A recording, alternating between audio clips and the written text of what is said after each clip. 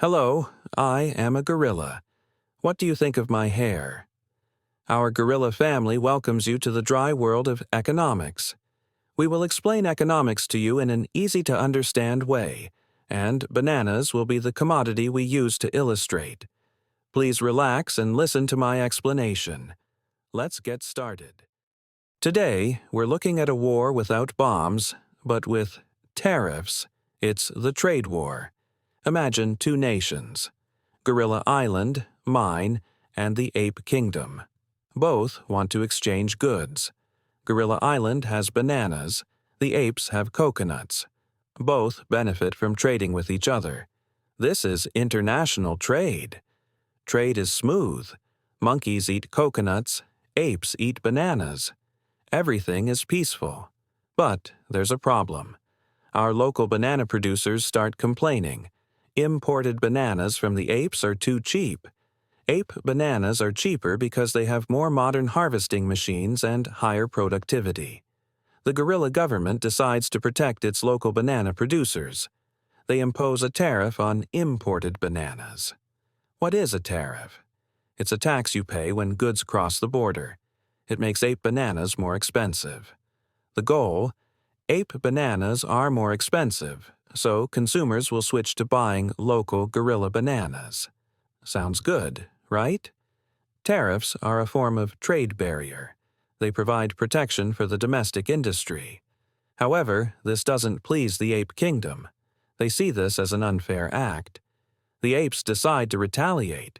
If Gorilla Island taxes bananas, the Ape Kingdom will tax coconuts. And just like that, the trade war officially erupts. It's a conflict of escalating tariffs and retaliation. Now, imported coconuts on Gorilla Island become extremely expensive. Who suffers the loss? Gorilla consumers. They have to buy coconuts or any other taxed goods at a higher price. Tariffs don't just tax imports, they tax the wallets of the country's own citizens. Even local gorilla farmers are affected. The apes stop buying our bananas as retaliation. Bananas are stuck, unable to be exported.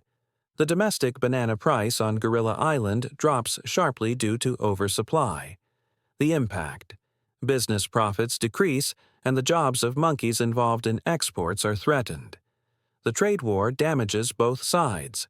It reduces global trade overall. Trade wars aren't just about tariffs.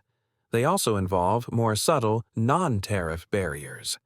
For instance, the apes might say, gorilla bananas have a sanitary flaw, and refuse to import them for health reasons. Or the apes demand that gorilla bananas must have extremely complex paperwork to discourage sellers. These are invisible barriers, harder to prove but just as effective as tariffs. So, what's the ultimate goal of a trade war? Not to destroy, but to force the opponent to negotiate. Both sides are hurting, and eventually they must sit down to reach a new trade agreement.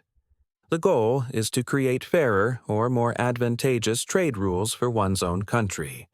After the agreement, the tariffs are removed. Trade starts booming again. To summarize, a trade war is the use of tariffs and barriers to put pressure on another country. Its impact: goods prices increase, global trade decreases, and businesses are hurt in both nations.